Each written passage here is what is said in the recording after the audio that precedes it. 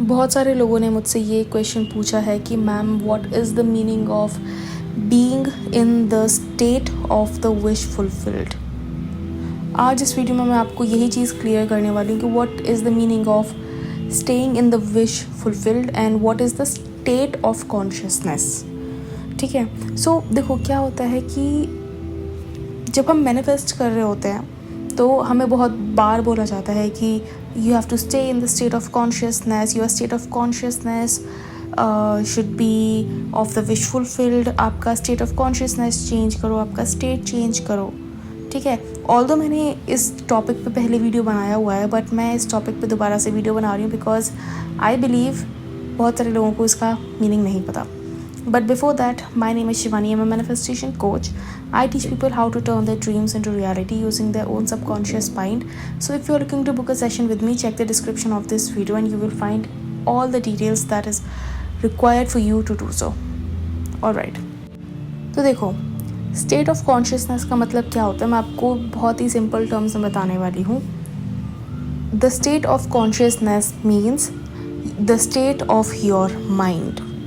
ठीक है, आप उस टाइम किस स्टेट में हो, और अगर हम बोलें तो किस स्टेट में होने का मतलब है आप किस मूड में हो।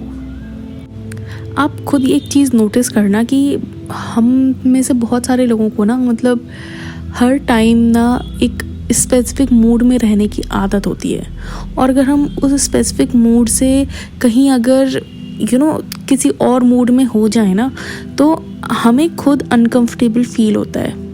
ये मेरे साथ भी पहले होता था। मतलब मैं पहले बहुत इंट्रोवर्ट काइंड ऑफ लड़की थी और मैं सैड सॉन्ग्स, सैड चीज़ों से, सैड फीलिंग से बहुत रिलेट करती थी। तो मैं पता नहीं क्यों बट ऐसे थॉट्स खुद में ही सोचती रहती थी जिससे कि मुझे उदास फील हो और मुझे उदास रोना आए, और फिर मुझे लगता था हाँ अब मुझे रोने के बाद अब अच्छा लग रहा है। ऐसे और भी कई सारे लोग होते हैं, मेरे पास बहुत सारे ऐसे लोग आते हैं जो बोलते हैं कि हमें रोने के बाद बहुत ज़्यादा अच्छा लगता है।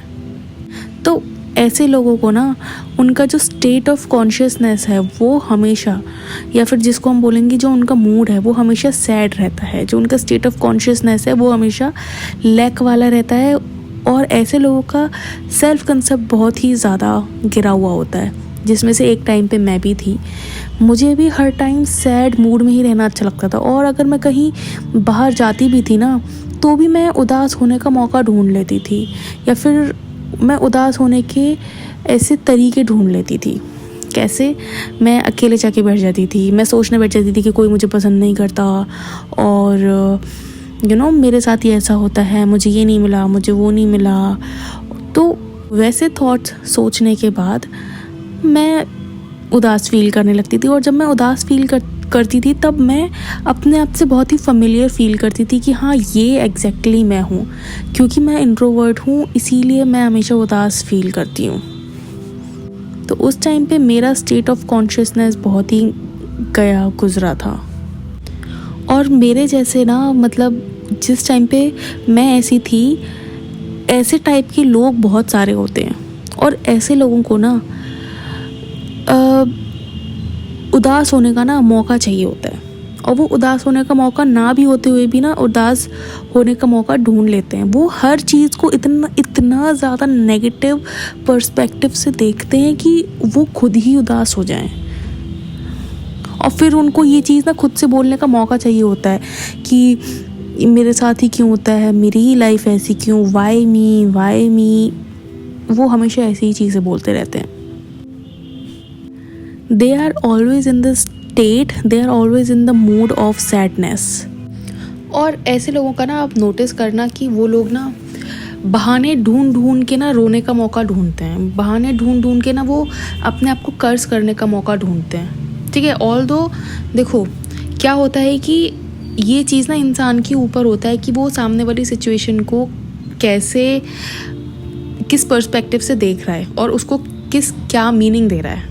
ठीक है, अगर एक जैसे कोई एक सिचुएशन है, 5 अगर उस कमरे में लोग हैं तो हर कोई उस सिचुएशन को अलग अलग मीनिंग देगा, उसको अलग अलग नज़रिए से देखेगा। ठीक है, जैसे कि मान लो आपका कोई एक फ्रेंड है उसका डॉग एक्सपायर हो गया है।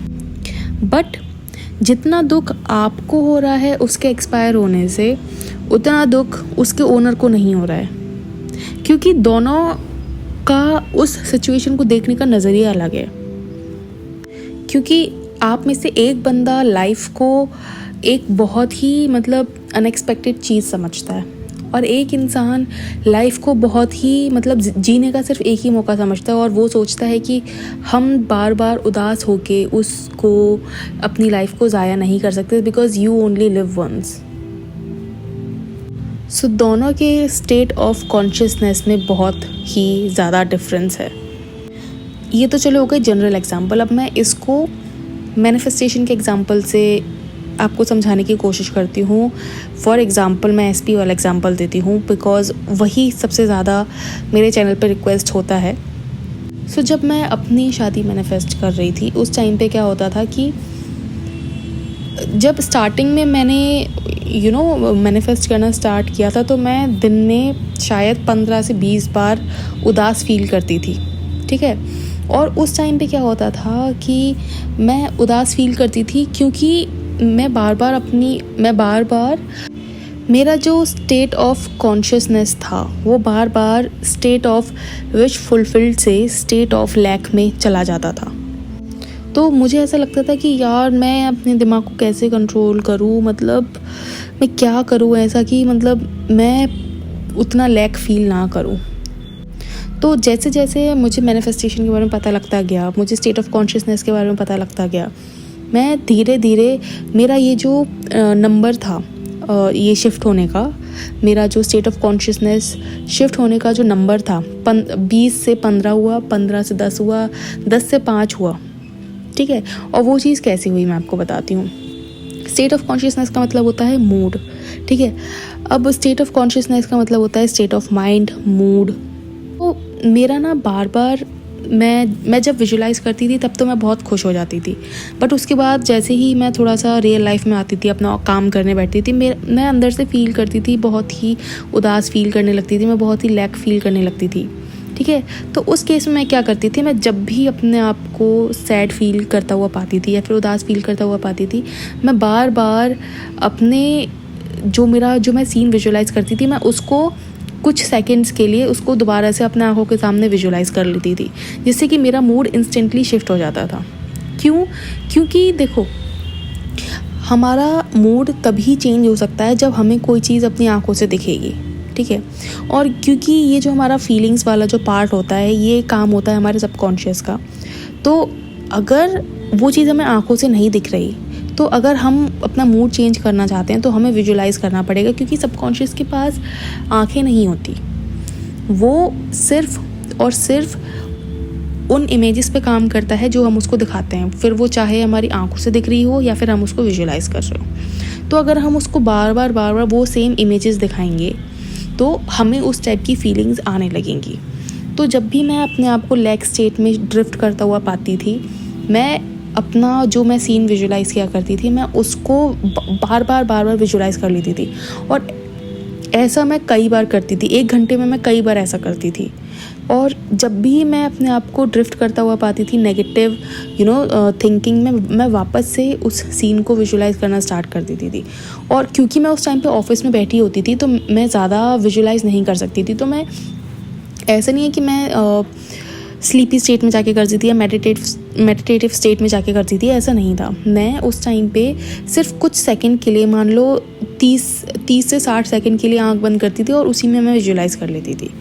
तो मैं क्या करती थी, मैं अपने आप को बार बार उस मूड में लेकर आती थी जिस मूड में मैं होंगी अगर मेरी शादी हो चुकी होती तो, ठीक है।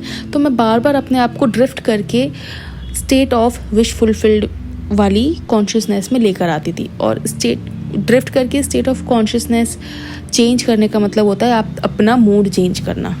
तो अगर आप अपना मूड बार बार नेगेटिव होता हुआ फील करो तो you have to visualise again and again.